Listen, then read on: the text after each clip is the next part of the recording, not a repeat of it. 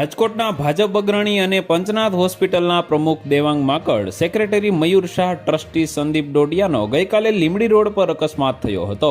પરંતુ આ અકસ્માતમાં તેઓનો આકસ્મિક બચાવ થયો છે. ગાડીમાં સવાર કોઈને પણ ઈજા પહોંચી નથી. આ ઘટના અંગે મયુરભાઈ જણાવે છે કે અમે ગઈકાલે પૂર્વ મુખ્યમંત્રી સ્વર્ગસ્થ વિજયભાઈ રૂપાણીના પત્ની અંજલિબેનને મળીને ગાંધીનગરથી પરત ફરી રહ્યા હતા.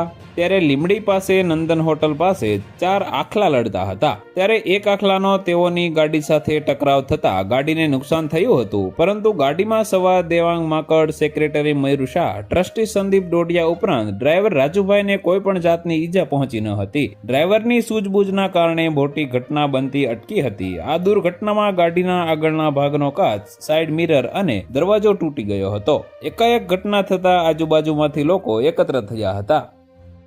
તો વધુ માહિતી મેળવવા માટે ચેનલ સાથે જોડાયેલા રહો. વિડીયો પસંદ આવે તો લાઈક કરી દેજો. ચેનલમાં નવા છો તો સબસ્ક્રાઇબ કરી દેજો.